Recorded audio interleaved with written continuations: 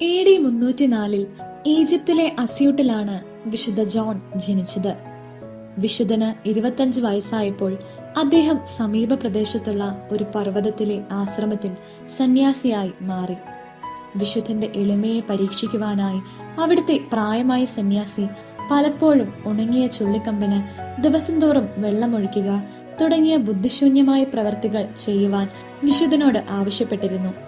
എന്നാൽ ഒരു വർഷം മുഴുവനും വിശുദ്ധൻ ആ പ്രവൃത്തി യാതൊരു വൈമനസ്യവും കൂടാതെ ചെയ്തു വന്നു. ആ സന്യാസിയോടൊപ്പം ഏതാണ്ട് 12 വർഷത്തോളം വിശുദ്ധൻ താമസിച്ചു. വിശുദ്ധന് 40 വയസ്സ് പ്രായമായപ്പോൾ അദ്ദേഹം അസ്യൂട്ടിന് സമീപമുള്ള വലിയൊരു പാറയുടെ മുകളിൽ ഒരു ചെറിയ മുറി പണിത് കഠിനമായ ഏകാന്തവാസം ആരംഭിച്ചു. സൂര്യാസ്തമനം വരെ വിശുദ്ധൻ ഒന്നും ഭക്ഷിക്കാറില്ലായിരുന്നു. മുഴുവൻ സമയവും പ്രാർത്ഥനയും ധ്യാന പ്രവൃത്തികളുമായി അദ്ദേഹം കഴിഞ്ഞു. ശനിയാഴ്ചകളിലും ഞായറാഴ്ചകളിലും തന്റെ മുറിയുടെ കിളിവാതിലിലൂടെ തന്റെ പക്കൽ ഉപദേശം തേടി വരുന്ന ഭക്തരോട് അത്യാവശ്യത്തിന് മാത്രം സംസാരിച്ചു.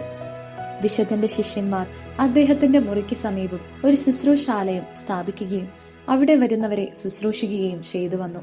ഇവർ വിശുദ്ധന്റെ അത്ഭുത പ്രവർത്തനങ്ങളെക്കുറിച്ചും പ്രവചനപരമായ കഴിവിനെയും ആളുകളുടെ ഉള്ളിരിപ്പ് വായിക്കുവാനുള്ള കഴിവിനെയും പൊതുജനങ്ങൾക്കിടയിൽ പരക്കെ പ്രചാരം കൊടുത്തു. ഭാവിയെപ്പറ്റി പ്രവചിക്കുവാനുള്ള വിശുദ്ധന്റെ കഴിവ് കാരണം അദ്ദേഹത്തിന് തെബായിഡിലെ പ്രവാചകൻ എന്ന വിളിപ്പേര് നേടിക്കൊടുത്തു. തിയഡോസിയൂസ് ചക്രവർത്തിയെ സ്വേച്ഛാധിപതിയായ മാക്സിമസ് ആക്രമിച്ചപ്പോൾ തിയഡോസിയൂസ് വിശുദ്ധനോട് യുദ്ധത്തിന്റെ ഗതിയെക്കുറിച്ച് ആരാഞ്ഞു.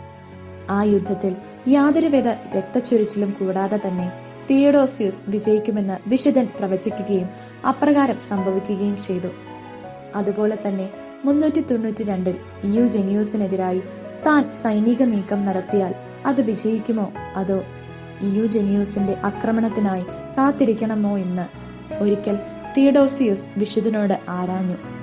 ഈ യുദ്ധത്തിൽ ചക്രവർത്തി വിജയിക്കുമെന്നും എന്നാൽ നിരവധി ആളുകളുടെ ജീവൻ നഷ്ടപ്പെടുമെന്ന് മാത്രമല്ല തിയഡോസിയൂസ് ഇറ്റലിയിൽ വെച്ച് മരണപ്പെടുമെന്നും വിശുദ്ധൻ പ്രവചിച്ചു. ആ യുദ്ധത്തിൽ തിയഡോസിയൂസിന് ഏതാണ്ട് 10,000-ഓളം ആളുകളുടെ ജീവൻ നഷ്ടപ്പെട്ടെങ്കിലും അദ്ദേഹം വിജയിക്കുകയും 395 അദ്ദേഹം മരിക്കുകയും ചെയ്തു. ഒരിക്കൽ വിശുദ്ധ പെട്രോണിയൂസും 6ഓളം സന്യാസിമാരും വിശുദ്ധനെ കാണുവാനെത്തി. തങ്ങളിൽ ആരെങ്കിലും ദൈവിക വഴിയിൽ സഞ്ചരിക്കുന്നവരാണോ എന്ന് വിശുദ്ധൻ ചോദിച്ചപ്പോൾ അവർ അല്ല എന്ന് മറുപടി കൊടുത്തു. വാസ്തവത്തിൽ പെട്രോണിയൂസ് താൻ ഒരു പുരോഹിതാർത്ഥിയാണെന്ന സത്യം അവരിൽ നിന്ന് മറച്ചു വെച്ചിരിക്കുകയായിരുന്നു. എന്നാൽ വിശുദ്ധൻ പെട്രോണിയൂസിനെ ചൂണ്ടിക്കൊണ്ട് ഈ മനുഷ്യൻ ഒരു പുരോഹിതാർത്ഥിയാണെന്ന് അറിയിച്ചപ്പോൾ പെട്രോണിയൂസ് അത് നിഷേധിച്ചു. ഉടനെ തന്നെ വിശുദ്ധൻ ആ ചെറുപ്പക്കാരന്റെ കയ്യിൽ ചുംബിച്ചുകൊണ്ട് ഇങ്ങനെ പറഞ്ഞു: എന്റെ മകനെ, ഒരിക്കലും ദൈവത്തിൽ നിന്നും കിട്ടിയ വരദാനത്തെ നിഷേധിക്കാതിരിക്കുക. എന്റെ മകനെ, ഒരിക്കലും ദൈവത്തിൽ നിന്നും കിട്ടിയ വരദാനത്തെ നിഷേധിക്കാതിരിക്കുക. നിന്റെ എളിമ അസത്യത്തിലൂടെ നിന്നെ വഞ്ചിക്കുവാൻ അനുവദിക്കരുത്. നമ്മൾ ഒരിക്കലും അസത്യം പറയരുത്.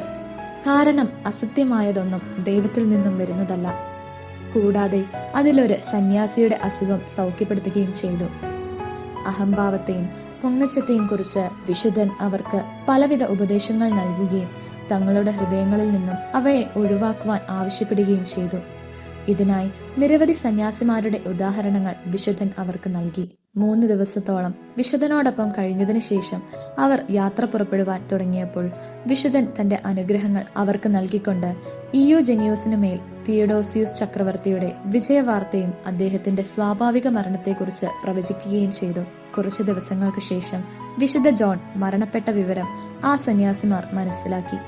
വിശുദ്ധൻ തന്റെ മരണം മുൻകൂട്ടി മനസ്സിലാക്കിയിരുന്നു. തന്റെ അവസാന 3 ദിവസം അദ്ദേഹം ആരെയും കാണുവാൻ കൂട്ടാക്കാതെ പ്രാർത്ഥനയിൽ കഴിയുകയും മുട്ടിന്മേൽ നിന്ന് പ്രാർത്ഥിച്ചു കൊണ്ടിരിക്കുന്ന അവസ്ഥയിൽ മരണപ്പെടുകയും ചെയ്തു. AD 394 395 ഈജിപ്തിന് സമീപ പ്രദേശത്ത് വെച്ചായിരുന്നു വിശുദ്ധൻ മരണമടഞ്ഞത്. കോപ്റ്റിക് സഭകളിൽ ഒക്ടോബർ 17 വിശുദ്ധന്റെ തിരുനാൾ ആഘോഷിക്കുന്നത്.